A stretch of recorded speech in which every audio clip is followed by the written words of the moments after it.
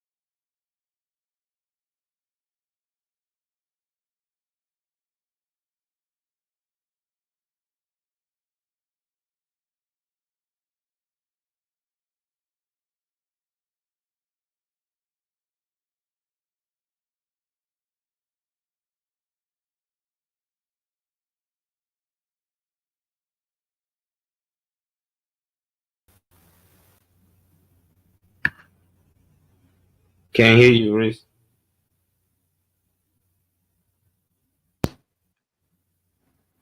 Can you hear me now? Yeah. Wow. I'm sorry. This is your girl, Reese, aka the best that ever did it, aka the publisher and author of this book right here, Shades of Blue. I just want to say Shades of Blue and my main man, Molly Moss. C Moss, you can get that for a limited time. 8 ounce jar of C Moss. And Shades of Blue. Save $10, $10 off when you buy both together. Hook us up. Get your book, get your C Moss. Wow. If I seem a little down today, it's because I'm mourning one of our great actors and football player. I failed to mention that because that's how he started. Carl Weathers died, guys.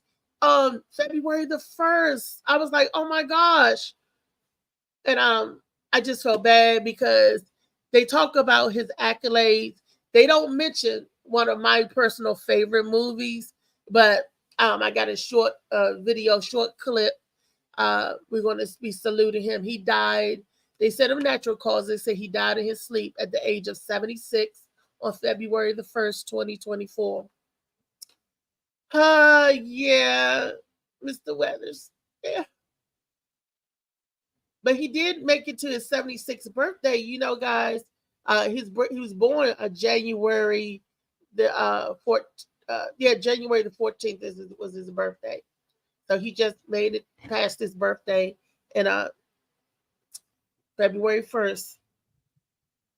He's gone. But we got a video, a couple of videos. I'm going to give my salute to them. Good morning, Rodney. I see you. Good morning. Good morning. How are you doing? I'm good. Another beautiful day. It is. It is. This is another beautiful day. It is Black History Month, and we also lost another iconic, great Black history for our community. Not Black history, Black celebrity. Absolutely, Apollo Creed. Yeah. But what was he before Apollo Creed? Before, I mean, he was a football player. Wait a minute. Yeah, he was. Yeah, I shouldn't say before Apollo Creed. I'll talk about my favorite movies that Carl Weathers was in. There nobody mentioned it though. But we got a video. And we're gonna share, and we're gonna give a moment of silence and all that good stuff for our good friend Apollo Creed. All right, let's do it. This, of course, we are celebrating the life of actor Carl Weathers, whose death was revealed yesterday. He built a career on his iconic role, of course, of Apollo Creed in the Rocky movies, but it all started with a stint in pro football. ABC's Will Gans joins us now with more. Will, good morning. What a loss. What a talent. What a talent indeed. So yes, you know that Carl Weathers played professional football, but what you might not know is that he was studying theater in the offseason, eventually earning a BA in drama. Hard work, no doubt, but worthwhile, of course. He made Rocky Rocky. What's the matter with you? Tomorrow. There is no tomorrow. He made Happy Happy. Golf's no different from hockey. Requires talent, self-discipline. Carl Weathers, the man who brought the motivation and the muscle to the big screen for more than 50 years. Born in New Orleans in 1948, Weathers started his professional career in the NFL, playing for the Oakland Raiders, helping them win the AFC West Division title in 1970. He made the switch to acting, appearing in TV shows like Starsky and Hutch and Barnaby Jones throughout the 70s. But it was Rocky that made him a star. This is what I'm looking for. The Italian Stallion. During his audition, Weathers read with Sylvester Stallone and wasn't impressed, telling producers, "I could do a lot better if you got me a real actor to work with."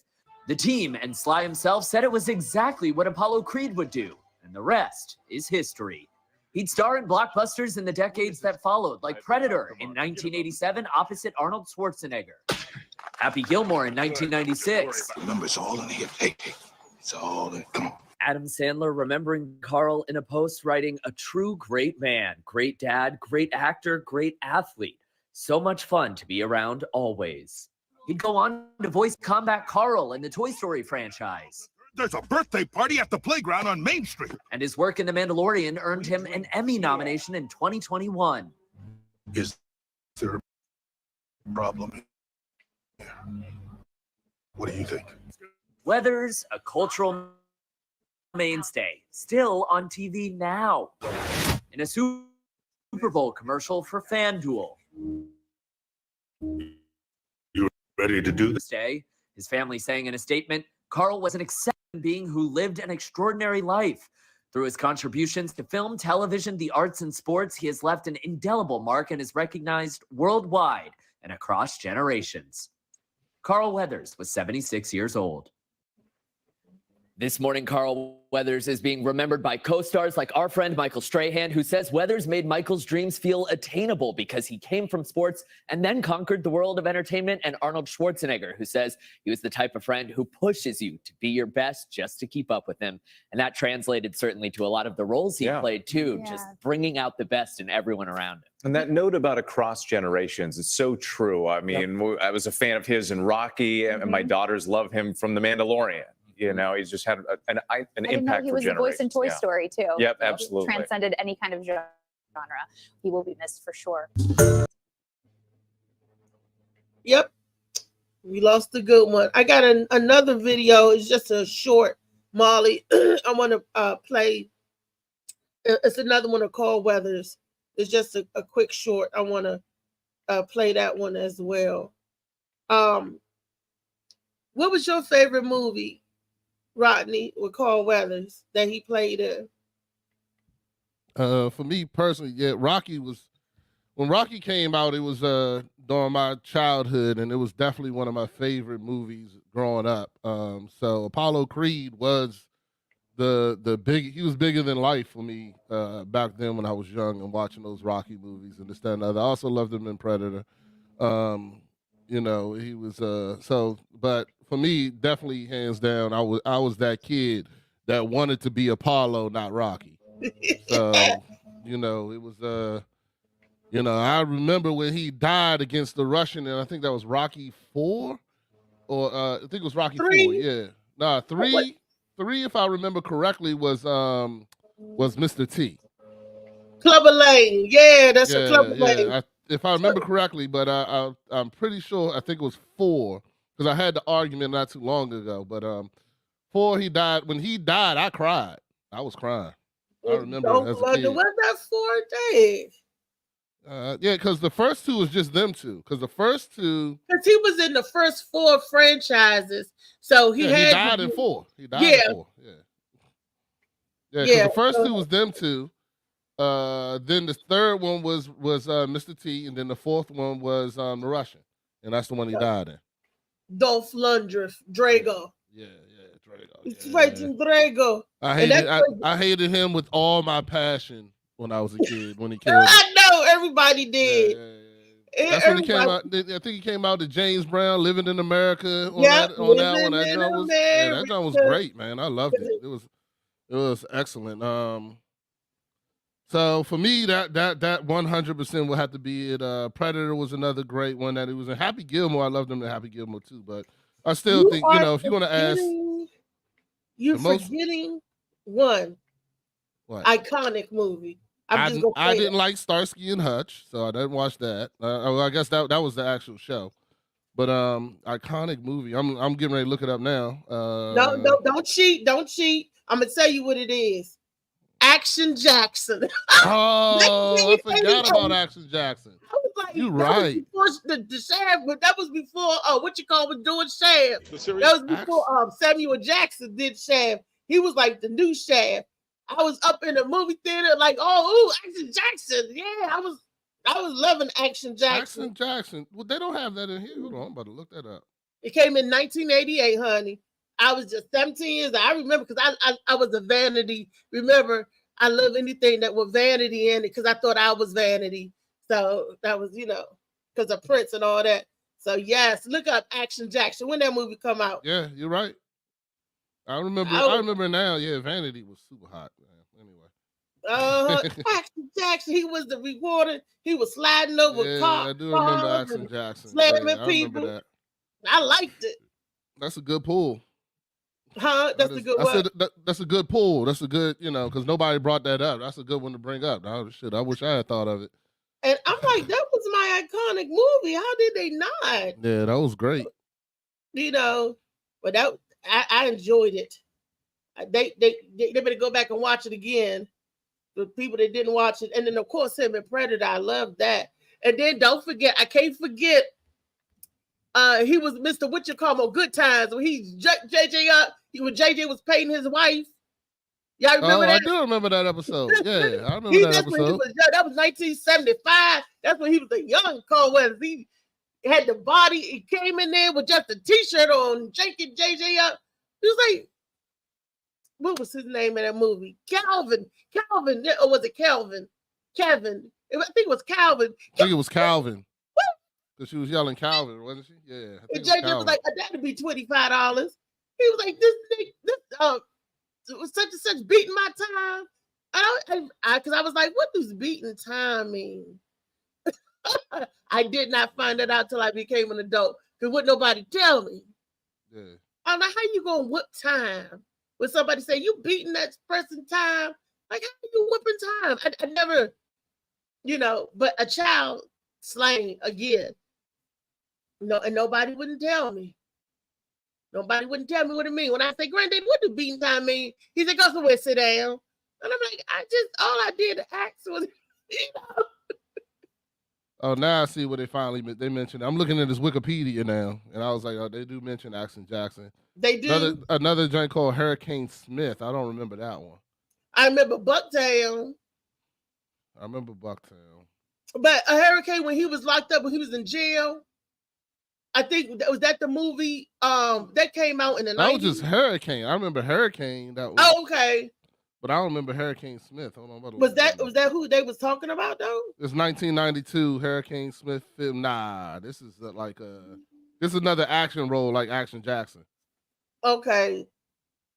He'll blow you away, Hurricane Smith. He got him in another fine ass light skinned woman that's not Vanity. I don't know who she is right now. Let's see. It's probably me. It's me Starring Kurjun Patois. I don't know, some Spanish. Carissa Delaney. Tony Brown. I don't remember Smith. this. Now I'm gonna have to go watch Hurricane Smith. I'm gonna have to do that, and I wanted to well, apparently he do good because it only got 90,000 in the box office. I want to give a moment of silence for the late great Carl Weathers. I was looking at the date, the chronological order of things. He was born in January, right? January 14th. He died on February 1st, like is that 2 weeks after his birthday? Like almost 3 weeks after his birthday. And then he died 11 days short of Rocky came out. Rocky hit theaters in February the 12th in 1976. Rocky, am I right? When Rocky came out in 76 with him in it? Let's see. Because I know he did football from 70 to 71, and then he did all those other shorts and on other movies in 73. I think Rocky was in 76, February 12th, 1976. 76, yeah. I'm good. Okay. Yep. And he would have been, that movie was almost 50 years old. He'd been in the business for 50 years, but that movie with that old Rocky, so close to, that Rocky anniversary, his birthday, then the Rocky anniversary, he passed right in between those great events for him. And he was just in the FanDuel commercial. So, woo. So just so you know, that movie that we was just talking about only released in Australia. That's why you never seen it. Oh, I wonder, can we watch it now though? Do you think it's able for us to see now? Probably can find it. You find anything on the internet. Wow. Okay, Molly, play the short. The other short we got with Carl.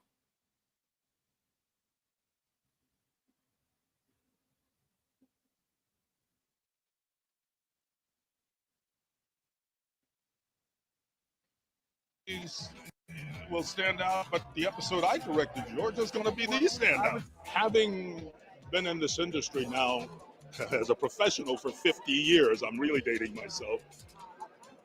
It is, for me, one of the best experiences I've ever had. Mainly because of the people that we're working with and because of the fan base that absolutely loves this Star Wars galaxy stuff. So when you get fans from all around the world who receive it as well as they do, come on, man, you can't wish for better. Want more entertainment news? Yep, the Star Wars, the Mandalorian. For those of you who just tuned in, good morning, Felicia. Good morning, Coach Diggs. Good morning, sweetie. Good morning, Molly. And let's see who else we got in the house, so we can say good morning to them as well. Okay. I just don't want to miss nobody. We're doing a moment of silence for Carl Weathers, Mr. Action Jackson himself,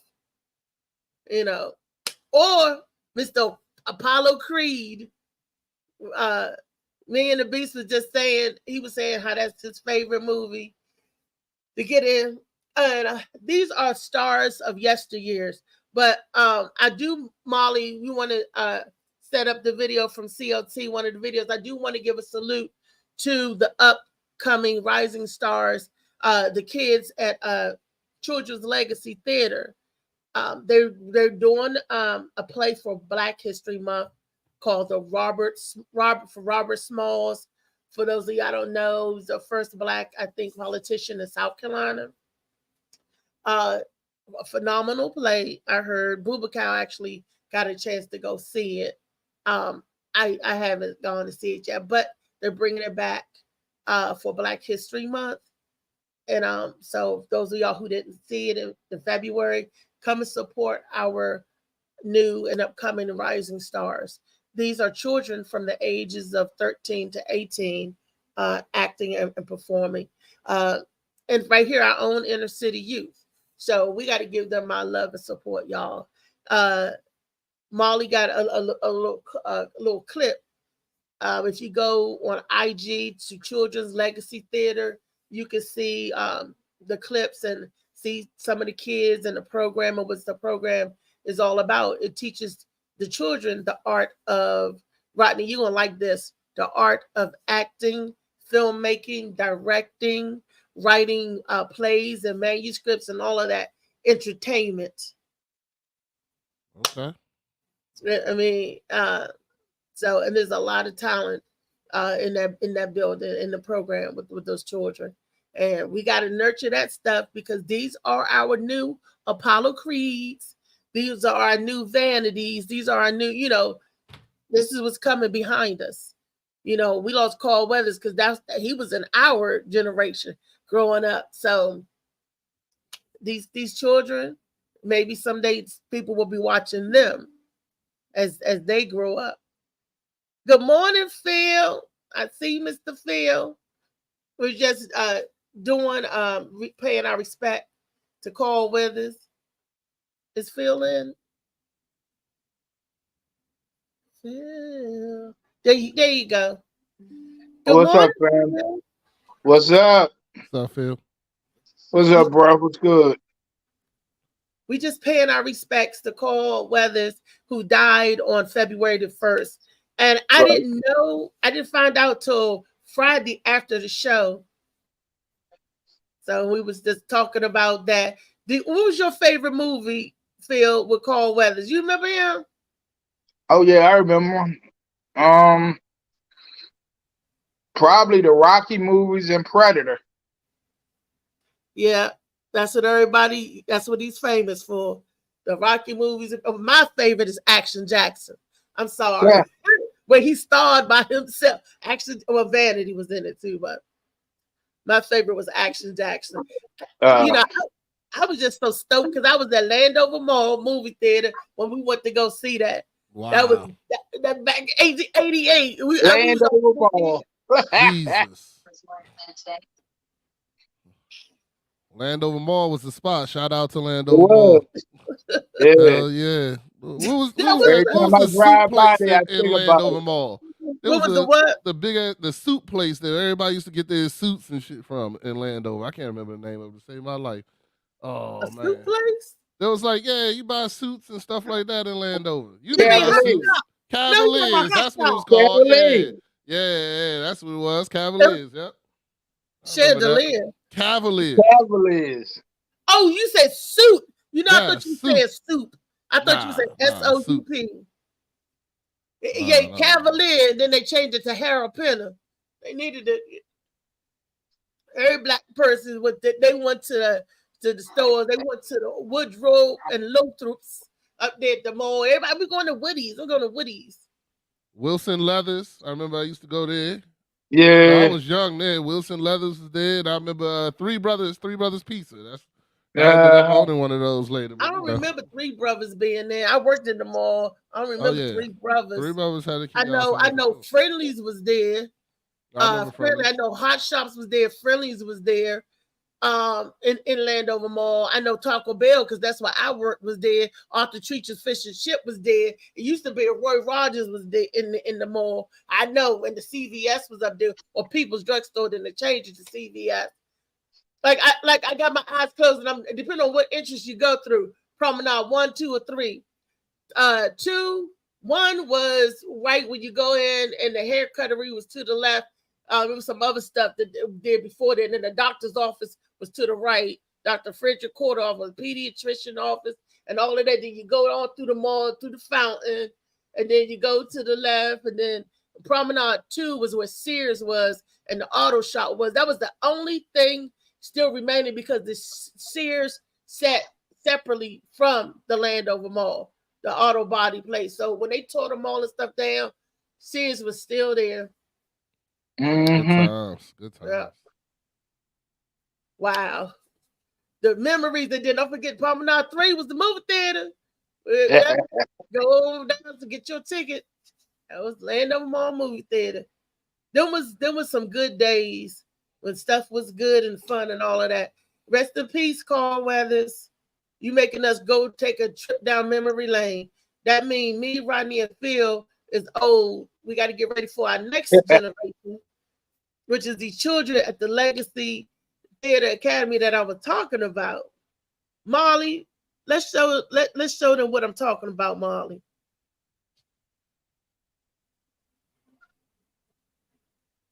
Oh, Molly is the director of the Legacy Academy. Molly does all the videos, put all the stuff together. The play is essentially about unrealistic standards and expectations and ideas of the young Black community. It talks about how Black women and young Black girls in the workplace and in school are considered whitewashed for talking properly or knowing things or just being smart. And the play also doesn't just talk about Black women. It talks about young Black men and how they're perceived as soft or gay if they don't fight or play sports, which is most times expected as Black teenagers. So it just kind of challenges those ideas and gives people an inside perspective about how others may feel about it. So I originally wrote the play as an intro to theater assignment my freshman year. And the assignment was to basically write, we were learning about Theater of the Oppressed, and Theater of the Oppressed is basically writing about something that is an oppression in society or that happens to you. So I decided to write about this topic because I constantly saw it like in school, outside of school, on social media. So I felt a certain way because I was called whitewashed by one person just because I was smart and just because I talked with a certain dialect or whatever. So I wrote about it because I felt like this is a real issue in the young Black community. And as well as for Black men, it's an issue because even some of my friends who go to my school get called soft or whatever for not playing sports or being as aggressive. So I wrote about it to shine light on this situation. And I wrote about it to basically let people know, hey, this is what's happening. This is how people feel about it. This is what you can do about it. So I liked this topic a lot. And the play has two endings. So one ending is a tragedy ending, meaning it ends off not on a happily ever after note. And the other ending, which is a hopeful ending, has a shift in the main antagonist persona. So it just shows how like you can change like your own perspective, or you can just see how words may affect others. So I feel like that's one of the unique aspects of this play. So the main character is Cassandra. She's like a young teenager in her like between 14 and 17. She stays to herself. She doesn't really bother people. She's always been like a fly on the wall. She likes to observe people. She's just like quiet as a mouse. And she just gets her work done. She stays out the way. She gets picked on in the beginning of the play for being smart because the main antagonist, Malachi, he didn't think that she can be smart because she is a Black woman and also she was quiet. So he associated Black and quiet antagonist turned protagonist. He picked on her as well because there definitely evolves. He's not as full on a soft spot for Cassandra because they did know each other for most of their lives. And also he knows what he's doing, but he wants to fit in really bad with Malachi. So that was another aspect. And Malachi, he's just a bully. And at the hope ending, his perspective does change by seeing how his friends felt about like his issues and how they felt about how he treated them. So we can definitely see a shift slowly in the beginning he's like super Okay, stubborn Molly, and he's you're stuck not in going his to do the ways. whole. I think I'm trying to get back into playwriting I because don't know I how long recently the whole just interview revised. is. But Molly, what's her name? That student that you were I'm filming. sold. Nah, I want to find out more about this already because That, I mean that- that yeah, but was that's the play that she wrote. That's not the Robert Small play they're doing for Black History. This is another play that the young lady wrote, and that's what they do at the Children's Legacy Theater. They teach them the art of writing, the filmmaking, the acting, and all of that stuff. Directing. These kids are awesome. I know there were 3 programs. It was the featured artist program, where you get the singers, the rappers, but that's been pushed back. And then there also was the film project, which Molly, our Hey, y'all, I'm gonna have to bounce off for a minute. I gotta run to a meeting. I can jump back in a minute. All right. Our own Molly is teaching the children the art of film production and all of that great stuff.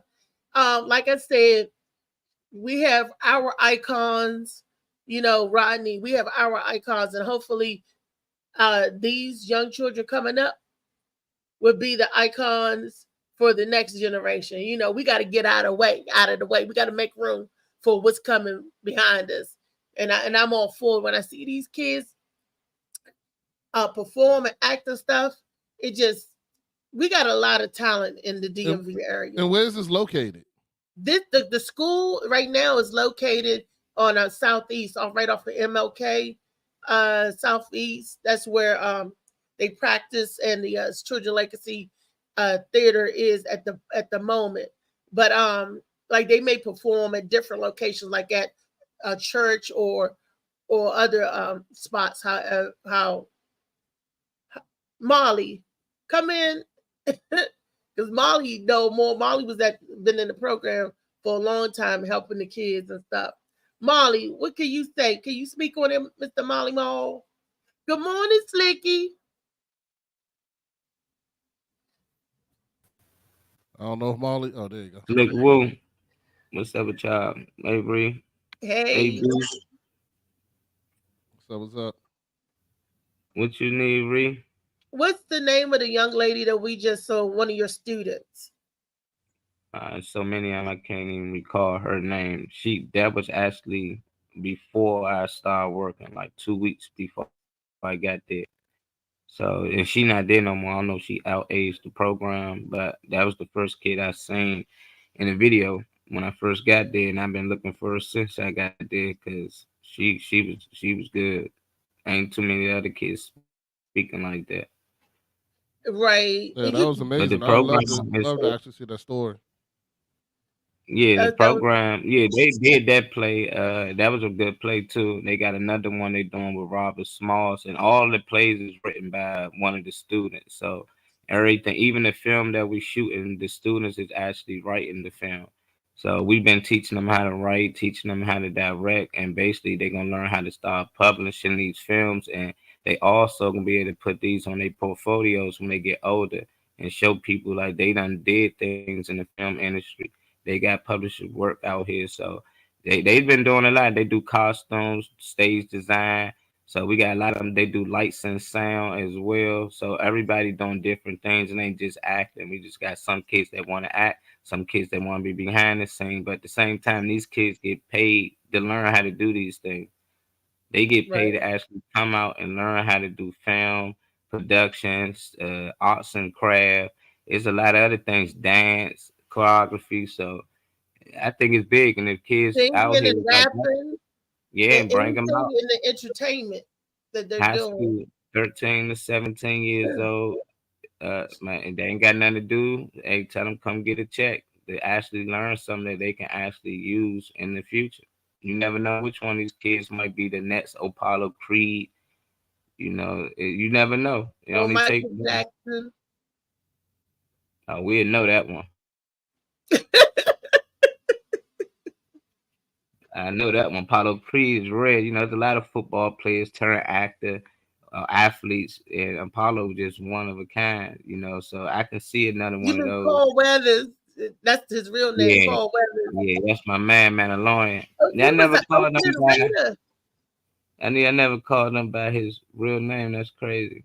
Yeah, but he was a good actor. I didn't even know he played football. You know, my cousin told me like a couple of years ago. He's like, man, you know, he played football. Like, no way.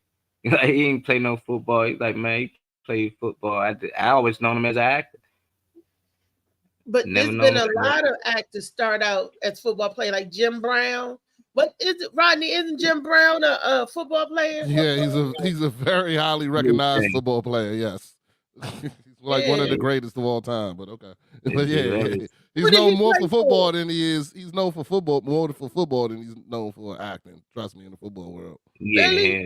Oh yeah, Jim Brown is huge. Oh man, you're gonna make me Was think it the hard. Oakland Raiders? I think he might have played for the Raiders. I think he played for like Cleveland or some off team. Hold on, Yeah, the Browns. Cleveland Browns. I think so. Yeah. But now you're gonna make me look it up. I can't remember. What the Cleveland Browns called Merlin something before they moved to the Browns? Nah. What was Merlin's football team? Because Merlin had one before the Ravens, and then they moved. Was it the Colts? That was the Colts, the Baltimore Colts. Yeah, Baltimore Colts. Look, I'm not big in sports. Everything is I forgot. Brown. Now you made me forget who I was just looking up. Who was I looking up? Jim Brown. Jim Brown. That's right. Yeah, he played for the Browns because his last name Brown. That's the only why I used to remember it. Jim Brown played for the Browns. Sliggy Wu said I teach music production and DJing to kids. Okay. Get one of your young students on here to come scratch something for us. Yeah, that was definitely Cleveland Browns. Yeah. Cleveland Browns. Let's see. Nah. Yeah, Mandalorian is over, man. Man, no. But yeah, no, that's impressive, man. I definitely going to find out more information about that. That's something that I would even like to bring on my show too, man. That is my daughter. So my daughter did theater and acting for many, many years. She went to Benjamin D. Floyd. Shout out to them, theater art school. Floyd. Yeah, she went there. It's a theater art school. She loved it there. But then when she went to high school, she decided she wanted to go into nursing. So we took her out of that. But yeah, I mean, it was amazing. She did a theater troupe. Oh, what was the name of that theater troupe? Because she did it for years, and they're right out of right off of Woodyard Road in Clinton. I can't remember the name of the city, but they did all kinds of productions. Like they did The Wiz, and they did what's the Dorothy joint? The Wizard of Oz, and I think they're the same thing. But they did like Shrek. They did a bunch of them, and did them. They did they always made it like a hip hop version of whatever it was. It wasn't as integrated, but they did do. The kids were in charge of the lighting, all that kind of stuff too. Yeah, they do that too. But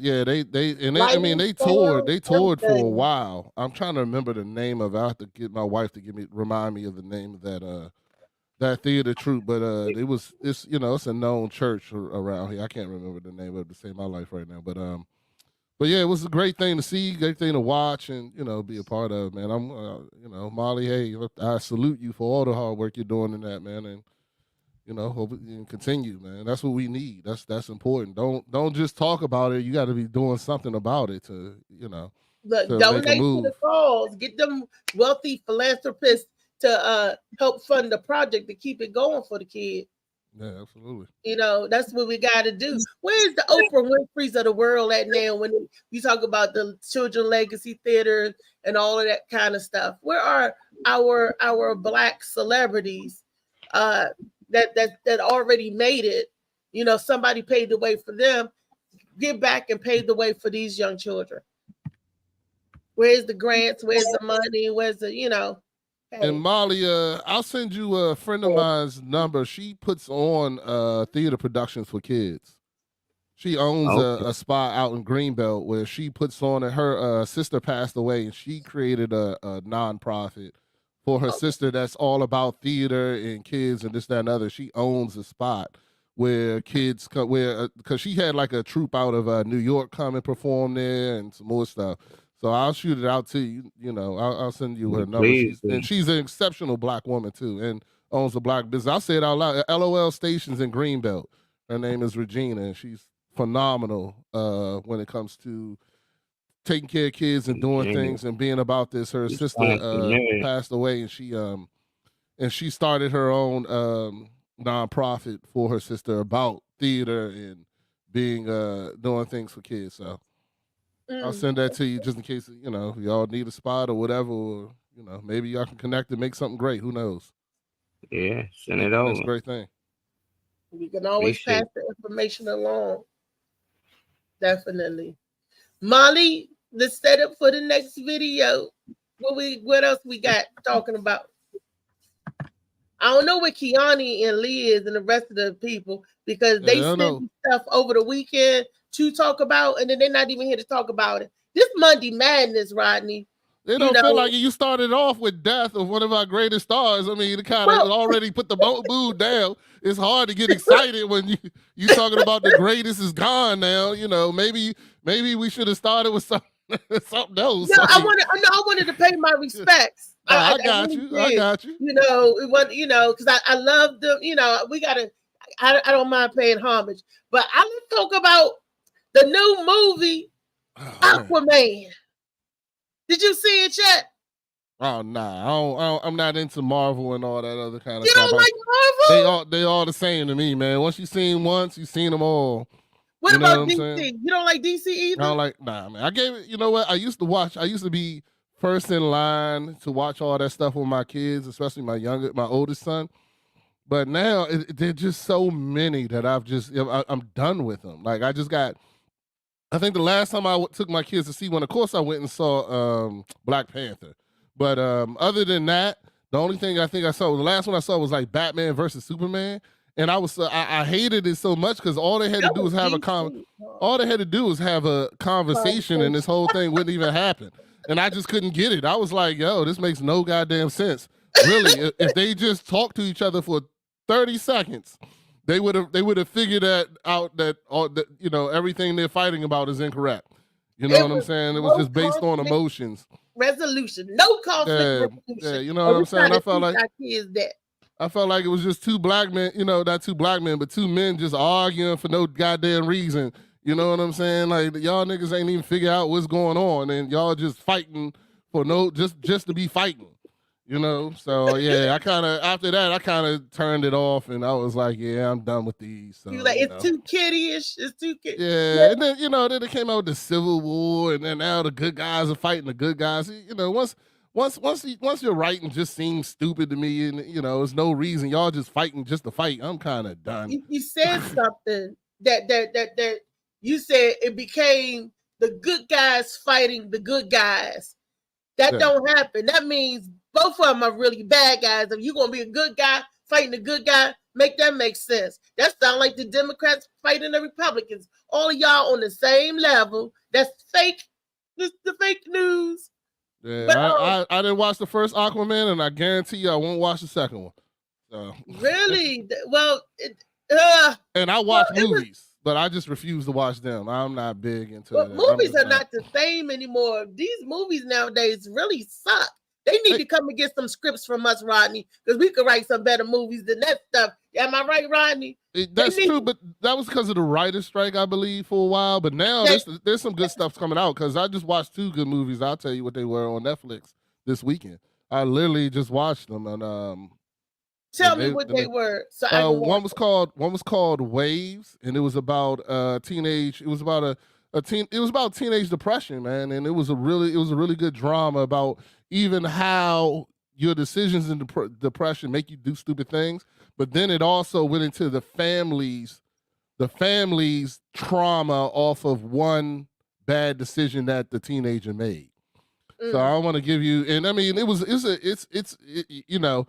one of those it's a tear jerker a little bit. You're gonna sit there. It's emotional, but I thought it was really well written, and it showed a lot of, and it wasn't negative. All negative. Like it was like the kid was really going through something, and he pushed himself too hard. You know what I'm saying? It wasn't that he was just like, I'm partying and bullshit all day. You know what I'm saying? He was actually topping his craft, getting ready to, smart, educated, everything, and he let you know, one bad night, you know, destroy him and his family.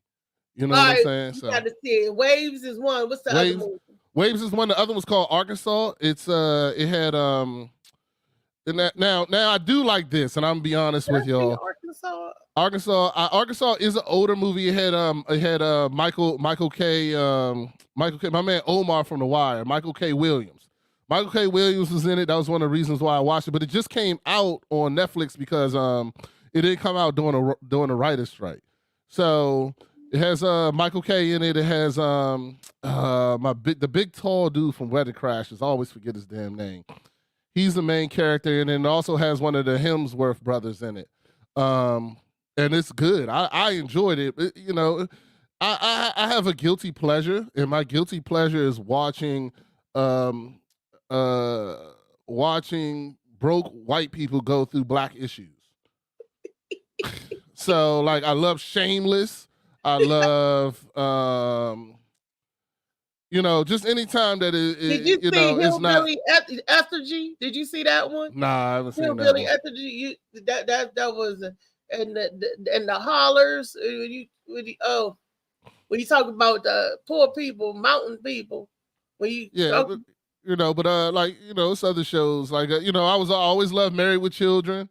You know what I'm saying? I always loved, you know, these shows, and not to say they're going through black issues or making it black or white, but you know, I can relate, you know, anything I can relate to. You know, I'm not watching Beverly Hills 90210, or actually I did watch that, but I ain't gonna lie, but you know, I'm not watching the Housewives of whatever right now. You know what I'm saying? Like I'm not watching that, none of that crap. But you know, I'll watch Shameless. I done seen every episode of Shameless 100 times. You know what I'm saying? That daggone Frank is a character. Hey man, I related with Carl. Carl was my man on the joint. I related with him, the little white boy. Yeah, the little white boy. Oh, not the black bad one. Wait a minute. Yeah, the bad one. Yeah. Okay, the military one. Yep.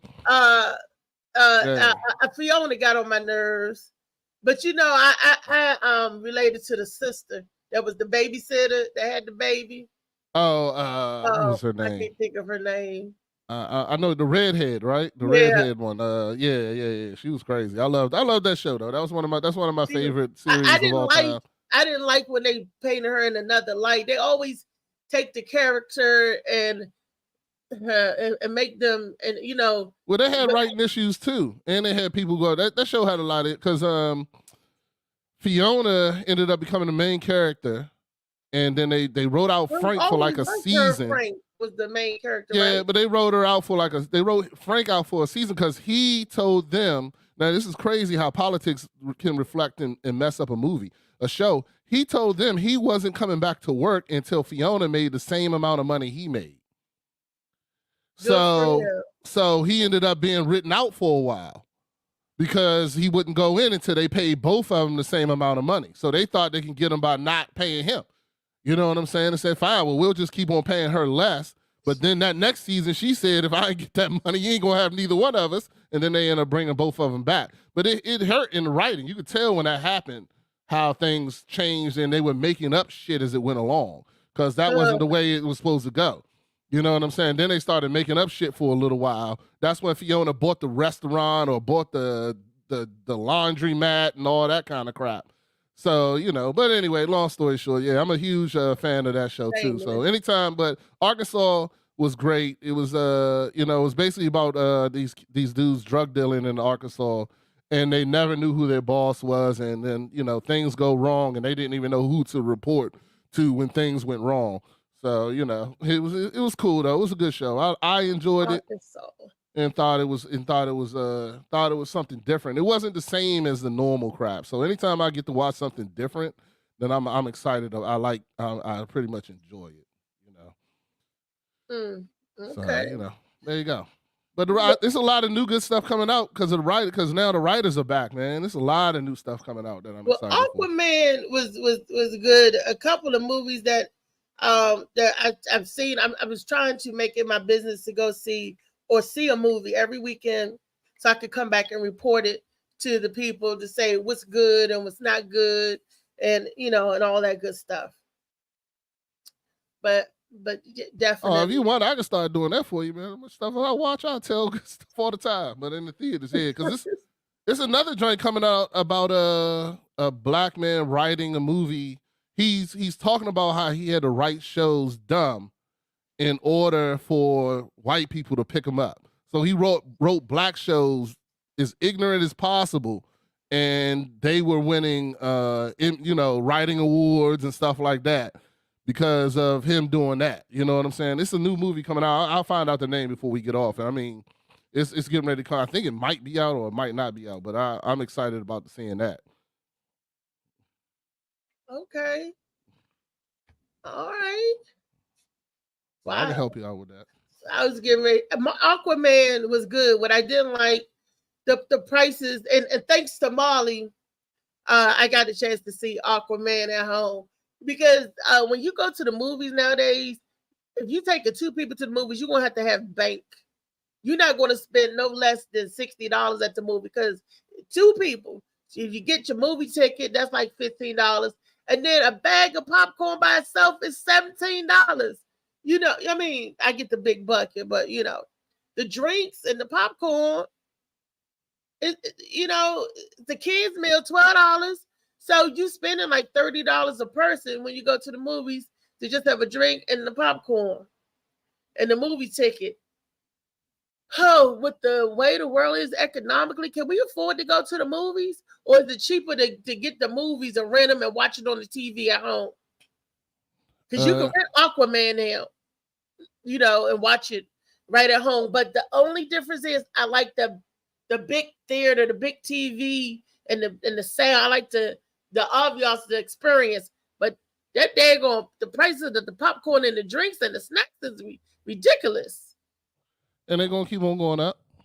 And they keep adding stuff to the menu. You get hot dogs. You always can get hot dogs. You get chicken now. You can get pizza. Some movies you can get coffee. And I'm like, what? Like, is this a restaurant or is this the movies? So pre-pandemic, I'm gonna give you just another nugget. Pre-pandemic, before the pandemic happened, Netflix was aiming to buy all AMC theaters. Wow. And what Netflix was going to do was one of the greatest thing I thought when they was getting ready to. I know they started buying like Magic Johnson theaters and stuff like that. And what they was trying to get all the theaters, and what they were going to do is they were going to make movie tickets. First of all, Netflix was going to start showing their movies in the theaters as an option. And then second, they were going to make the movie tickets part of your Netflix subscription. So every month you would get 2 movie tickets every month to go see a movie in the theaters as part of your subscription. But those are the only movies that Netflix made, right? No, you can see whatever was in there. And that was part of your subscription. But of course, Netflix was going to charge more money per month. But that was going to be, but that was supposed to be, but that was pre-pandemic. And I think the pandemic really put a halt to it. But I don't know. Maybe they'll end up doing it becoming a real thing again, or whatever the case may be. But I thought that was a genius idea when I was like, yo, because that right there makes it so that you have both the options. But like you said, you can watch it at home. I did buy The Color Purple.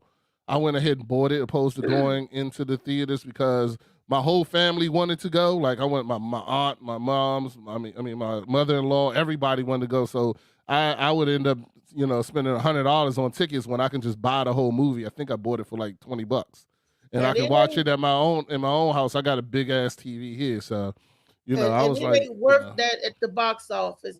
And that's another thing that I was doing some research, right, and reading my homework because I wanted to know why Taraji was really upset because they did pay her $10 million to do the movie.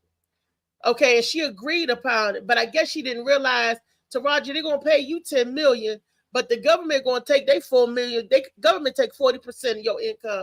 They're gonna take it right off the bat. You didn't consider that, and then you didn't consider that you had to pay your people, your makeup, your artists, all your other stuff. Your entourage. You didn't consider the fact they're saying what she actually put in her pocket after she paid taxes and everything was only $150,000, and I find that hard to believe. And I'm like, baby, you didn't give a consideration for your staff. You didn't give consideration for what you got to pay out to your managers, your agents, and all of that other stuff, your makeup artists and all of that, whatever that you had to pay to encompass you. And then, like I said, don't forget that hateful ass tax. The government is the true gangsters. The government is the true winners because they take 40% of your income, you know, and they still tax you. You pay tax, you work, you pay taxes. Then everything you buy with that money that you already paid taxes on, it's taxed again. Again, and everything is again and again. And if you don't pay your taxes, they coming for you. Is that strong on bullying us? But then some people say that taxes is unlawful. That you know, hey Lee, is that Lee? Yeah, that's stepdaddy. Good morning. I thought that was Lee, but taxes like that, and then you know, Taraji, would you deal with the color person? She was like, "That's the industry. You know this by being in the industry, and you in there." So I'm trying to figure out. Don't cry after a bad decision that you made to the public, and tell the public. Is Taraji actually saying this, or is it somebody else? She was up there. And she was in tears. And she said she almost didn't do the movie because she didn't make the money and all of this. People, we struggle in this country, okay? And we get these actors and actresses, we put them up on a pedestal because it's the working class down here that's buying the movie tickets, that's buying the popcorn, that's buying whatever to push you up to that next level.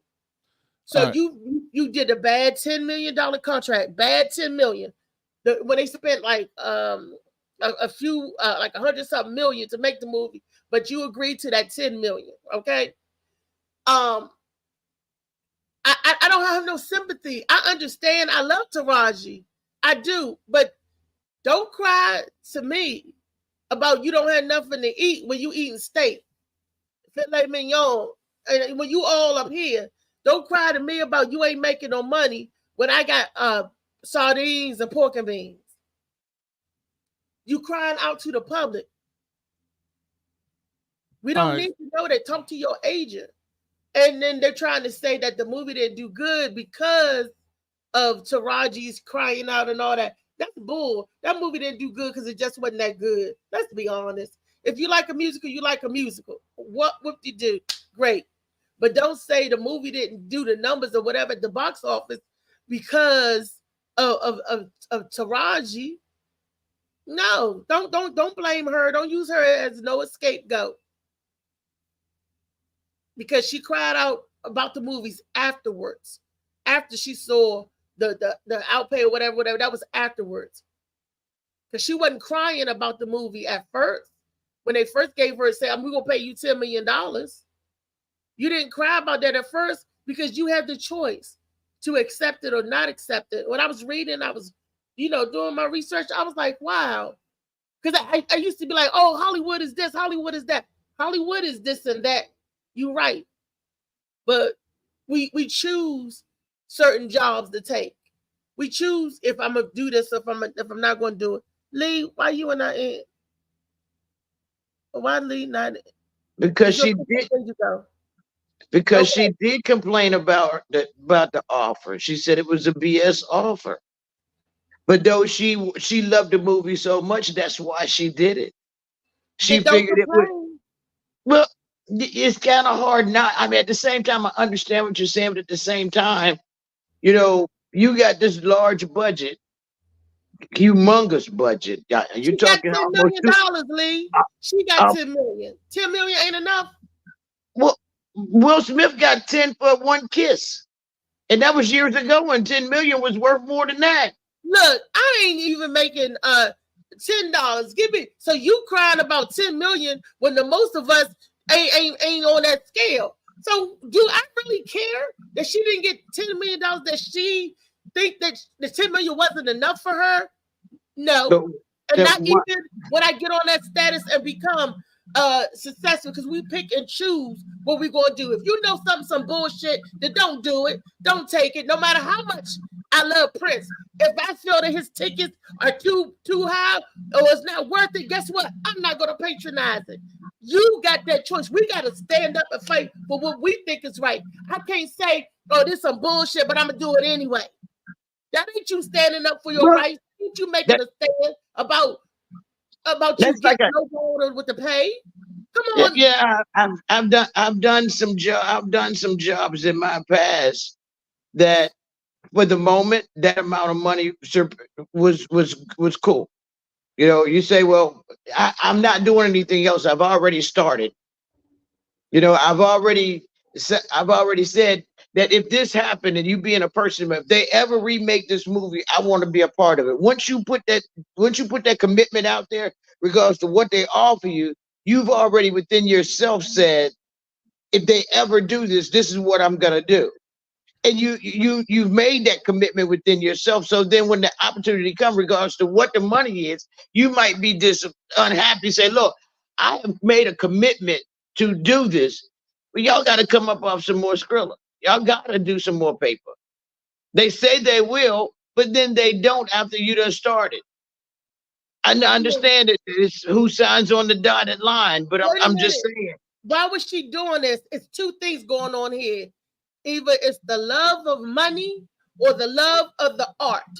Now, if you love, because a lot of times, us as comedians, we would say, okay, I would take a low pay because I love the art, I love what I do. Then we don't complain about the money. Yep, I was low ball. They didn't pay me what I was worth. They didn't pay me what I was acting, but what I was asking, but I did it because I love the art. I wanted to perform. I wanted to do that. But if you crying about, I shouldn't have took this offer. Wait a minute, but though if you did it because you love the art, why are you complaining? If you did it before the money, then I can see. You understand that she wanted to be part of it. She loved it so much that she wanted to be a part of it. So why you sitting up here crying? Oh, $10 million wasn't enough. No, it wasn't. Okay, but now I got a Grammy, an Emmy, and you're not paying me. You're not paying me accordingly. $10 million. I believe she got more than that for Empire. Yeah, y'all going on my girl, man. It's Hollywood. No, I'm saying I love Taraji. I don't think she's wrong at all. I don't think she's wrong. Don't cry to me. She opened the eyes for a lot of young actors that's coming up after her. So yeah, she might got to take the hit, but for the younger girls, they should know not to take certain deals. But we forgetting Monique actually did Precious, and they paid her some pennies. And she was mad because she agreed to the deal before Oprah and them picked it up. A lot of people picked it up. So now the movie is worth a lot more than what it is. So she wanted more. They didn't give her more. So when she started complaining, what happened? They blackballed her. But they gave her an Oscar. You don't see her on anything. She tried to get on Netflix. They canceled her. And that's hold on, Lee. And that's what they trying to do. What Taraji is trying to avoid. If she don't take the 10 million, you won't see her in no new hit movies. You won't see her in nothing. They will blackball her. They will tell everybody do not work with her. So at the same, she won't never get 10 million again. Monique, why you ain't take this? Because she didn't. She chose not to do it. And now she's saying everybody against me. Steve Harvey not helping me. This person not helping. That's what happened when you don't take the deal. So it's a lot of actors out here that's taking lowball deals because they have to, not because they want to. And Taraji, like, it don't make sense. I'm taking this money. By the time I get my cut, I got to pay 100 people. She got to stab. So people complaining like, why you love the thing, you love it, but you ain't got to pay 100 people. If you was to get paid at these clubs and they lowball you and you say, well, I love it, I'm going to just do it. You ain't going to do it if you got to pay your makeup artist, your photographer, your videographer, your editor. You ain't going to do it because it don't make sense. Exactly. You and she didn't have to money. do it. So Taraji, like, for my people to make more money, I gotta make more money. She gotta do it. If she don't, then what's she gonna work? If she don't take the deal, who else will hire? If Steve Harvey, if Oprah and them say don't hire to everybody like they did Monique, what would you do in that situation? Just never work again? It's no thing never working against because Monique is working. She doing stuff and everything now. She's doing but you had the right to accept the role or not accept the role. They didn't have. I'm pretty sure there was that's why they doing the casting. And your manager should be talking to you about certain things before you even go there and say, "Yeah, I want to do it." She could have took a lesser role. Your manager is Hollywood. I know agents that work with the NFL owners. They tell the owner, like, hey, look, what you need me to get him to pay. LeVar Arrington lost a $50 million deal because his agent was friends with the Redskins. He decided to say, hey, we're going to get him to take this deal, and they pay off the agent. So if her manager can get her to take $10 million when she could have got 50, they would pay him $10 million to get her to pay $10 million, and they save 30. It's a game. It's like getting an appointed lawyer sent to you. They didn't help you. They did to make sure the other person get the deal. Taraji, think these people on their side, but whole time working with Hollywood. They not there to help you. That's why you got a lot of people like to represent themselves or get a family member. When you get somebody from there to represent you, that's representing all these other actors and stuff that they work with, they lowballing you too. They getting cut for you to pay lower deals. I don't know. I just think that what would y'all do if you thought you blackmail in a situation? Hold on. I just want to say something real quick. Hey, Molly, you're 100% right, because that's exactly why they tried to blackball Lamar, because his mom was the agent. And she was going to make $17 million off of it, opposed to some owner's cousin or whatever, or whoever they appointed to do that. Now to go back to Taraji, I just actually watched a part of that because I never seen it. I didn't know what you was talking about. But to me, when she said what she said, I feel that Marley is on the point too. To what I think, because I think she's saying it because she's tired. She's been doing this for so long that she deserves what she deserves. But she knows that if she doesn't take this or she doesn't fight this fight, then what about the next person? They're going to still lowball them. You know, there's so many. Think about how many things she did do to get to this point that she was only getting paid pennies, and it made way more money. So, you know, and even, yes, maybe she feel like she should have got paid more for this movie. I don't know. She signed what she signed. I agree with that too. But I do believe that she was saying this. She was saying this with the motivation of helping the next person, not as much complaining for herself, but helping the next person to understand that this math isn't right for women and black women, because women have been complaining in that industry for a long time. It ain't like they just started now. It's in this publishing stuff, this book writing stuff, this comedy stuff. It's in all industries. We got to read our contracts, and we got to have our representation with us. Like you said, he had his mama representing somebody that had his vested interest, somebody that wanted to see him do good. But how many of us forget about the people that around us that love us, support us, and will go to Hollywood, get one of the Hollywood agents because we think that's the thing to do. Get somebody to read over stuff over and over again to make sure you're doing the right thing. Or it doesn't hurt to have somebody else in that corner, but you got to listen to them when they say, you know what, this is a janky road. If I was you, I would take it. Not for that amount, not for the, you know, and $10 million is a lot, but not when you chopping it up, because the government take 40% of that for doing absolutely nothing. She had to give $4 million to the government, so she only had $6 million to work with. Then I would have had to lessen my staff. Some people can't be on this project. Some people you can't feed everybody. Look what happened to MC Hammer. He went broke. Oh no, everybody. MC Hammer was not broke. MC Hammer did not go broke. But I can tell you someone that did lose a lot. Almost lost their. You ever seen the movie, the series Pose? Oh yeah, yes. He gets 6-cent checks. 6 cent. I told you he gets 6 cent checks for Pose, and you know that movie made a lot of money. Yeah, but Billy Porter, that's his name. Yeah, Billy Porter. He said that he won't do it again. He said oh that won't happen again, because when you know better, you do better. That's just like Friday. That's just like Friday, Ice Cube. That's just what he said. Friday, Friday, he didn't think it was going to be that big, but it was. But then they didn't want to touch it. But then when Friday After Next came, it's like they tried to buy it from him. So, I mean, they do this to him, but then it's like play with him, but don't play with it. But they playing with him. They just screwing him over. Molly, what was you asking me, Molly? I heard him say me or Lee. I heard him say something about me or Lee. Yeah, he said, I think he said Lee. Yeah, I don't know. You said you gotta let go of your staff. I said, then who you gonna fire? Me, Lee, or Beast? You know, Taraji's trying to keep her staff in pain. You said you gotta let somebody go. So I'm like, who you gonna let go? I need my producer, right? You go by the importance to that. Everybody has a different role, and maybe you need to eat on that project. I do some work. I need to eat. It's called shit roll downhill. Or it calls two people. I mean, one person doing three people jobs. Good morning, Booba Cow. I see you. Well, Good morning. I can produce. I can produce. I can learn.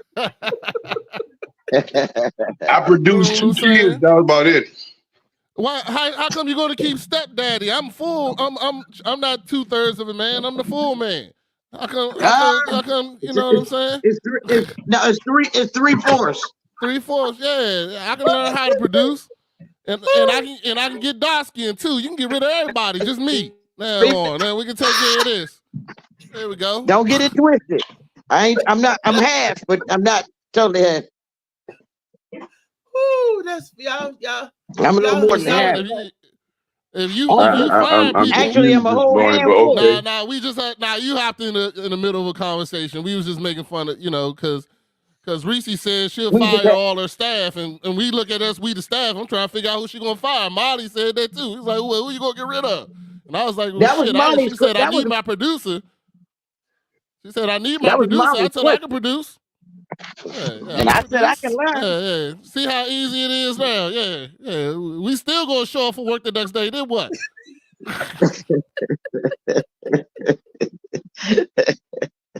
It's so funny. Y'all know how they do when they downsize on the job. We all been on the job when they downsize.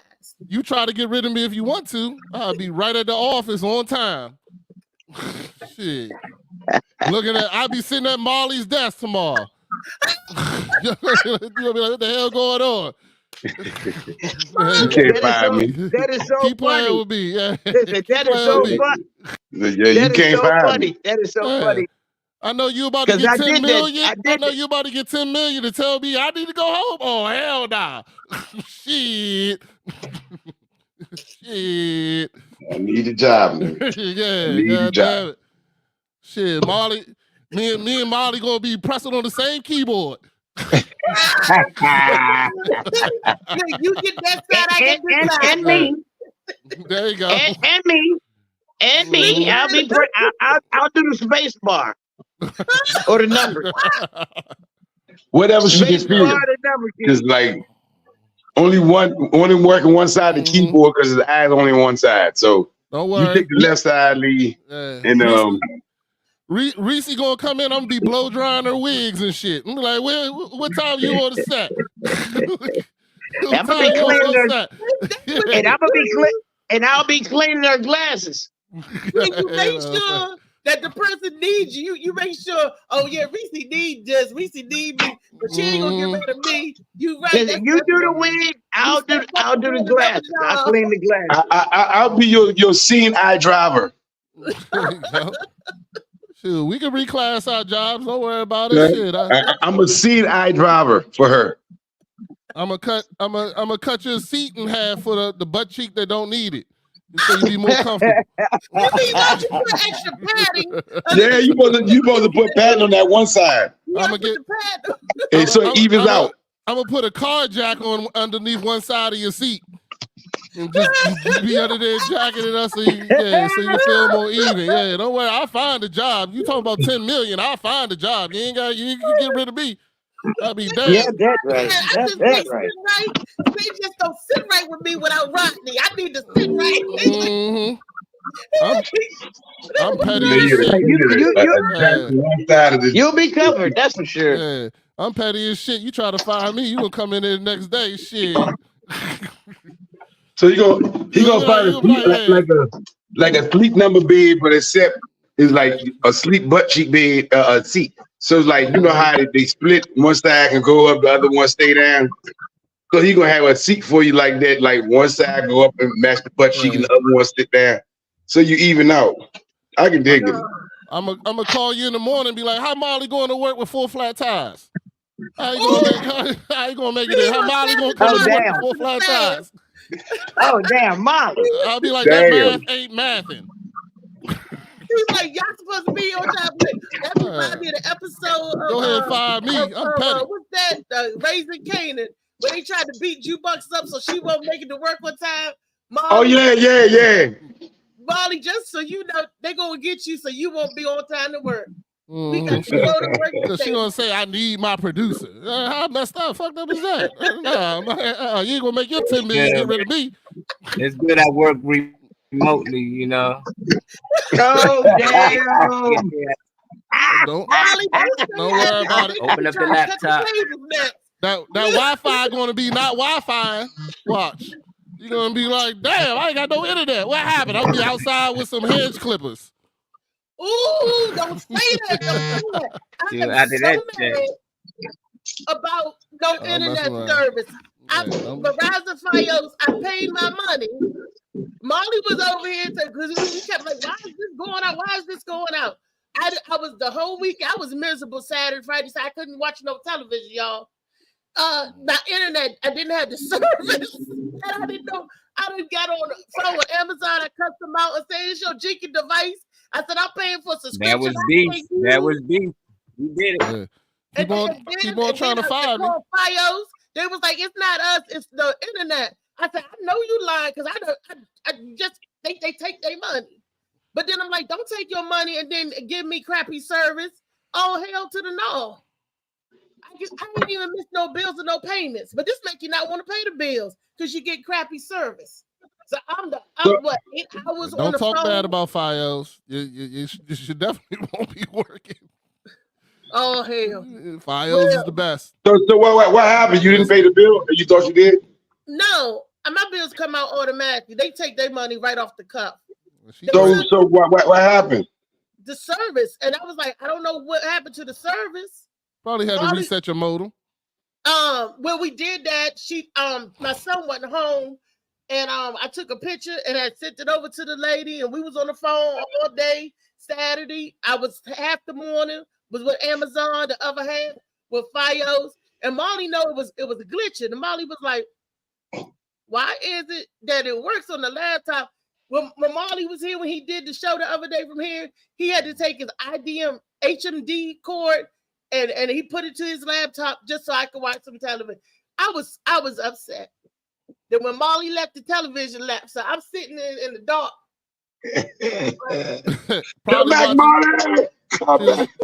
Hey, that's what happened when you watching Pornhub all day. You got to stop watching that. That stuff mess up your stuff. How you know that was going in? Yeah, you know. you put it that you can't be watching one butt cheek porn all night. That's what happened. It's called to the left porn. Yeah, Molly had to erase your cash or whatever to get all that out of there. That's what happened. We cleared the cache. We did, but clean that up. Yeah, it was cache full of trash. Cache full of trash. She said, I don't even know how to clean it on my laptop. But I mean, I'm just trying to function. And then my eyes weren't functioning right. I'm trying to get over to where the modem is to show the lady. Knocked my laptop over, which had the IDMI cord plugged into it. So, and then that broke. And I'm like, no. IDMI. Well, hey, I love how Reese, you keep renaming that wire. That you just keep renaming it. That's something. It was HDMI. Now is IDMI. It's anything but HDMI. I'm starting to think that Molly's underpaid as much shit as Molly do. Shit, maybe I don't want his job. Yeah, man, got nothing to do. I was like, man, this man hooking them wires I never even heard of for this woman. Molly collecting wires and putting shit up that's not even existing. That stands for Molly. Them Molly wires. Molly, bring that CHBY. Yeah. This is the only way we can reach Kazakhstan. You got to get that the F-18.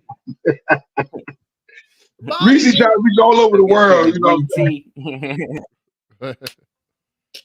He said, "Bubakar, hey, what's up, Malik? What's up, brother?" When I was kidding. What's up, baby? Molly had to help me hook the wires up, and like like when I tried to do it with the lady, I done knocked everything down. I broke the wire thing.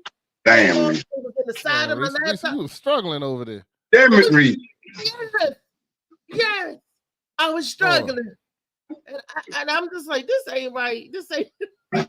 When you get your 10 million, Reese, you need to pay Molly more. That's all Molly I got to say. I'm not greedy. I'm messing around. 10 million, Molly can have. So after we when I get the 10 million, I have to claim civil service of the government. So I ain't gonna pay taxes because I ain't gonna pay their taxes on it. Me and Malik gonna fill out the paperwork, and I'm gonna be a civil servant where I ain't got the sovereign servant. But they're gonna be like this though. They're gonna be like, "I'm sorry, man. You don't have this contract with us. We can't give you this money. You are a sovereign person, so this money is sovereign by itself. It's sovereignly not going to you. It's for all the people that had the contract with the state. Sorry, baby. Now I'm gonna bring the Black Panther Party back and say everybody that come to work $10,000. We be up there, like rest and be like the Warriors. I'll be like, $10,000. Everybody to show up. I'm getting my $10,000 paycheck. She just need us to one day insurrection to kick some ass. One day. You know how many, man, I had an army brigade up there. They be like, And I'd be like, here's your stack, here's your stack, here's your stack, here's your Bubakar, don't you get in line twice. Because you've been putting enough hat on and be like, hey, I'm Melvin. Here's your stack, Melvin. Did you put it? Yeah, right. And Rodney be like, Rodney had to see, Molly would have to tell me, Ring, that's Bubakar just with a hat on. I'm like, oh, because I ain't gonna pay I got brothers, you know what I'm saying, look like me. Strongly look like me. Strongly look like me, you know what I mean? Almost twin. I'm gonna put on the yellow. I'm gonna put on a yellow hazard vest and come back as a contractor. I'm like, I'm back. I'm back. 98% of me said you ain't gonna give me shit. Thank you. I ain't gonna talk about the contractor we united here, but that's my boy. That's my homie, man. I'm sorry. My bad. That was my best contractor impression. There you go. Nah, you want to talk about these women who over here doing all this extra. See, what she needs to do is know her place, and that way everything be good. See, the woman was supposed to be here to help the man. I'm trying to get a job with him. Help themselves. I'm trying to get a job with him. He said he show up at women's houses and they naked. I'm like, damn, I need to work with you. Like, what I've been doing all this time? But I'm like, bitch, I got a woman. I just want my money. So you take that right there, do what you do, and I'm fine. Shout out the contractor. Do what you do, how they do the choose and do. Do what you do, and I'm gonna do what I'm here for. I need my money. Hey, contractor, get on here so we can talk about you to your face, sir. I'm sorry. I don't want to do this behind your back. I apologize for getting it started, sir. And I'm trying my best impression of you, brother. I'm trying to do my best impression. I'm trying to do it there. I'm going to change the subject now. It's going to get out of control. I'd rather he be on here than I talk about him. You're right. It is getting out of control. Oh, man. That was hey, I'm all for behind the back talking. I'm here for it. Let's go. It's all good, man. Hey, shout out to Derek Skip last night. I call him Skip the Dip. He shot his first special. It's called About That Time. It's about time. So congratulations. Yeah, it was a good look. Congrats. Where did you shoot? Full house. It was at Arlington Draft House, packed house. Okay. So Derek did his at Arlington Draft House. Who was on the Because he was, you know, but the people that in front of him that opened up for him was Miss Sin, Watts, Dwayne Watts. Dwayne, Miss Sin. Dwayne Watts and Miss Sin, that might have been it. No, Oral Henry. Congratulations. Congratulations. All right, y'all. It's getting close to this time. We're going to watch one more video because I see Molly got it up before we end the show because I got to get ready. What we got?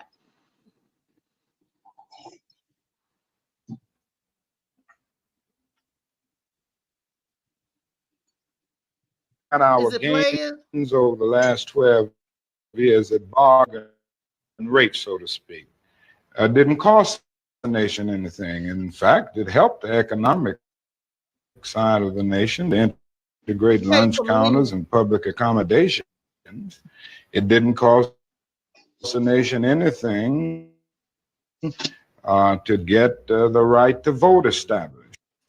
And now we are confronting issues that cannot be solved without costing the nation billions of dollars. Now, I think this is where we're getting our greatest resistance. They may put it on many other things, but we can't get rid of slums and poverty without it costing the nation. One of the key goals, and that figure at the moment is on the low end, $14 trillion. And no conversation at all about reparations if you're talking about the Black community. But we're spending hundreds of billions of dollars every year on weapons and war, but we can't even have a conversation about reparations. It's time to talk about reparations. The Economic Justice Reading List.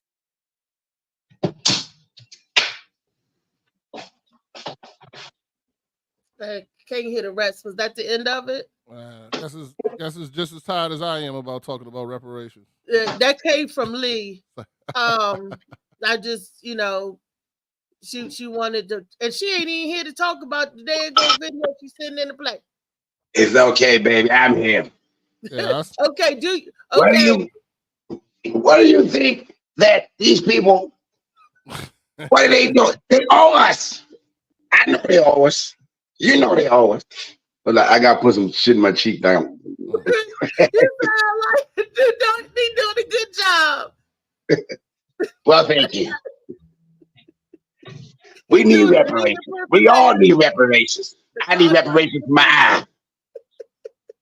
I need reparations for the 3/4 of a male as me and the 1/4 of a female as me. So therefore, I need 2 checks. 2 checks is what I need to get for my reparations. That is like, what stepdaddy needs. Stepdaddy needs just that. 2 checks. Don't forget our hashtag, Booba Cow. Is let me finish. I wasn't finished. All right, so we're gonna talk about reparations again. All right, so this is we're never gonna get it. And yeah, that's about it. That's about it. That's about it. Yeah. So the problem is you got people who are others that seriously, strongly feel that they don't want to just give away money to people and what they're going to do with it. I mean, it's not your concern, but this is what they do. When they know when you talk to them, that's what they say. I was talking to dude the other day. He said, you know, I'm just not into giving away free money. I said, well, I know, but a lot of people, parents, forefathers weren't into giving away free labor either, but here we are. Here we are. But he was just like, yeah, but what are these people going to do with it? I mean, what are these people going to do with it? It's this damn business. Y'all give money to people from Japanese and Chinese descent for the internment camps y'all had over here and blowing them up. Y'all killed, what is it, 80,000 people at one time? Was it 80,000 people that got killed with Hiroshima? Something like that, like at once. So that's why they still pay. You know, they get reparations. You got several different countries that get reparations from us. But then they use technicality to say, well, you can't get reparations unless you have a country. We try to get Liberia, you stop the trips. You stop the tripping.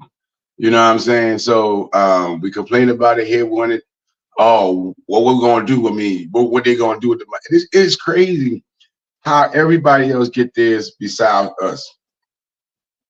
Everybody's like, I asked him the same question. I said, I don't understand it. How can a group of people treat another group of people so bad, and you done so much bad to them, but yet you have a disdain for them? I don't understand. You do somebody so wrong, and then you have so much hate for them at the same time. You would think you have some sympathy, but no, you've grown nothing, you know, but a disdain for them. You think you gain empathy or sympathy? No, a disdain. I just don't get it. You know, the hate within, like, is growing and growing, and like, I don't understand it. You know, and it become more desensitized to anything we do that happens to us now, because it's like, oh yeah, it's their fault. No, it's not, man. No, it's not. Martin Luther King was talking about getting reparations. That's why they killed him 2 weeks after that speech he was giving. Well, he was going to unite. He was going to unite two different classes. They didn't want to unite black people and poor people, even poor white people together. That was why he was uniting that, and that would have been a greater power to fight, you know, the rich 1%. They never want us to unite. That's the whole reason why they put so many things in between us. Even us as a culture and black people, they want us to fight between light and dark. They want us to fight between, you know, middle class and lower class, whatever the case may be. They want to keep us, the more they keep us separated, the more, you know, the less threatening we will be, because we'll never join together. So it's not a cliche to say united we stand, divided we fall. No, it's a method. Use that. No, it's real. They keep us divided. Like anywhere else, you want to conquer a group of people, divide them. Yeah, and that's what it is. Kitty said that if black folks, you see what he said? He said if black folks, and then it's the circle, a black circle. Is that black folks? Black folks have money. We have the power to dictate the economy. Facts. Is the black circle supposed to be black folks? I guess. I don't know. I don't know. I don't understand emojis like that. I'm still trying to catch it. Every month is a new emoji too. So I'm still trying to catch up on that one. He said divide and conquer. Talk about it. First, they try to infiltrate you. I thought that was a picture of Budokai. Because they see how they're gonna split the pot. Yeah, I'm your Budokai, friend. did you catch that, Budokai? I heard that motherfucker. He said he thought the black ring was me. I thought it was a picture of Budokai. I thought he was putting it up there. My bad. This is the inner white in him. This is the inner. You know what I'm saying? This is the inner white people. I'm sorry. I let the Christopher Williams out. Y'all got me started. Now everybody can get it. I started with Reese's butt cheek, then the contractor, and then Lee. Now, you know, I can't help it. I'm just like pew, pew, pew, pew, pew, pew, pew, pew, pew. You know, it remind me of. You know, it remind me of just because I didn't see the movie, but I read the book. Remember the little pig on Animal Farm? There was man, that's kind of that hurt me on two different levels, light skin and fat. That's fucked up, man. That's for all the readers out there. That's all the readers. Y'all no more. You know what? See, I didn't come here to be abused. I thought we, as black people, we was trying to stand together. Not making a black ring, a circle black ring, a comment about another brother. Somebody like me. No black circle, and it's me. Damn. Reese cutting this off today. That's kind of messed up. Usually we can go 6 hours. Yeah. We got busy. We trying to help the people with the program and stuff. We got. All right. Well, let me get a quick shout out real quick. Let you know, Reese, you joining us tonight, right? Yes. On Dad Mentality. We're gonna take it tonight. It'll be out first thing Tuesday morning, 8 o'clock for your morning drive. You can catch me on Dad_Mentality everything. Facebook, Instagram. We getting ready to end our great season and have a good time, and you know, just enjoy the conversation. Go ahead, Shout, this is my song, Mama. Oh! Yo, you're catching this weekend. I'm gonna be throughout the same spot like there. You're gonna see me at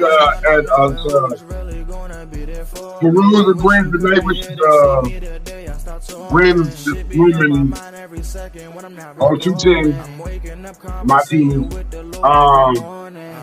Look out for me tonight also between 5 and 5:30 on OU Radio on 365 Live with Coach Ricky Terry. He's catching the evening.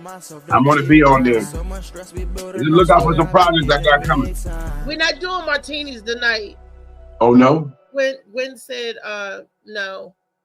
So okay, well, no martinis. Yeah. Well, Farouz is where it's happening tonight for all those. And that's right now, Alexandria. Go look out for your girl on support Brown Sugar. She runs a room and she gives away $50 for who the people think was the funniest comedian. So don't look at it as no competition. If you just did good at night, you would get $50. So okay. So don't make it an intimidating situation. Do what we've been doing, going out there and just working things out. And shout out to the kids that do punch up comedy that do punch up comedy on Sunday nights that at Wasted Lounge, like where Wasted used to be. Now it's in that building, Dirty Water. Go upstairs where Adams Bomb used to be. It's still popping. Last night was on. It was a great show. Children? I said kids, man. I'm of a certain age, man. I'm calling 20-something years old kids, man. Golly, follow me, baby. Look, remember kids in the hall, those grown-ass men. I mean, shout out to the dudes and the people, because not just guys, because I've been there several different times, being women and men. It's called Punch Up Comedy. They back in that building where they do what these Wasted used to be. It's called Dirty Water. Sundays at 7 o'clock is a good look. Come work your stuff out. I know I have fun there. So Sundays at 7 o'clock, y'all. Okay. Yep. Okay. Rodney, tonight I'm gonna be on Dance Mentality, y'all. Ooh. Can't wait. I can't wait for it. Definitely talk about your book, talk about all the things you do, talk about how you got into comedy. You know, we're gonna have a good time. We're gonna do our little segments. I've already told my fellas we're gonna hurry our segments up so we can spend more time with you and talking about everything. And we're excited. We'll definitely talk about Shades of Blue. Hopefully, I said I'm gonna read my wife. I gotta get the cliff notes from her because I think she's almost done the book if she hasn't finished it. But we'll have fun and enjoy ourselves, man. There it is. All right, there you go. You'll see my production value. Maybe I could take Marley's job. Marley, they coming for you, baby. He don't said it one too many times, Marley. He don't said it one too many times. Be out. He sounds like Marley cut me off. Ain't that messed up? Dang, come on, man. Thought we was friends. I thought you did that and like hung the mic up and walked away. Coming for you, Marley. Marley showed me real quick how easy it is to take me out. That's what you showing. That's exactly what I'm showing you, dog. Molly don't talk like that. I'm working on Molly. Molly, you got to go more like you just woke up. Like, yeah. Okay, so we gotta go. You gotta drag it a little bit more when you do it. I can't. I'm working. I got to get my. So what they really mean is that they're going to go to the store, and we're going in the store. Shades of Blue. That's right. Molly Mars. I be mixing it with that lemonade. Right. Molly is cool. Molly teaches me patience, and he don't get excited about nothing. And when he do, if he get excited, you better run. Y'all remember on Speedy Gonzalez? Speedy was bad, but they also didn't mess with Slowpoke Rodriguez. And it was like, why nobody mess with Slowpoke? Because I carried the gun. I carried the gun. So nobody, my bullies are faster than me and Speedy. Yeah, exactly. So y'all can say Molly a creeper. He'll creep right up on you. Be like, oh, Molly, he laid back. Before you know it, he's an assassin. Yeah, he remind me of Whispers from Hoodlum. Yeah, Whispers always talks. What you want me to kill? You want me slit his throat, bumping? Whisper was like, Oh, his throat. Hold up, you talking about that old man with the hair? they killed Valley. Look, When they killed Valley. Remember, he slit Valley throat. And when he was trying to, whoever the kid was trying to put the rat poison on Bumpy Sunday and shit. He don't eat nuts on Sundays. Wait a minute, kid. So all I know is that he told me to do it. Oh, he's out. Then Whispers got him. Whispers was like, it's okay, Valley. And Valley was like, whoo, I'm so glad you did. Whispers came back, slap. You don't do it to nobody. That's right. Nobody. That was a good movie. I enjoyed watching Hoodlum. Cynthia Tyson, I love you. Lawrence Fishburne, and the guy that played Loretta Devine was in it. That was like an all-star cast. Man, those movies, man, they you know, they need to bring sons like that back. I just love that. And it gave a lot of actors opportunities that you didn't see much, you know, or you wanted to see with other actors. The Harlem Nights, those type movies. Rage in Harlem. What's the other one? Sugar, not Sugar Hill. Sugar Hill was good too, but I'm talking about. Yeah, is that the one with Wesley Snipes and Sugar Hill. Yeah, Sugar Hill was real good. El Cata. What'd you say? Blue Hill was good too. But Blue Hill Avenue was excellent. It's messed up. That was the last good movie you was going to see Alan Payne in. After that, he been in just doing regular TV and plays.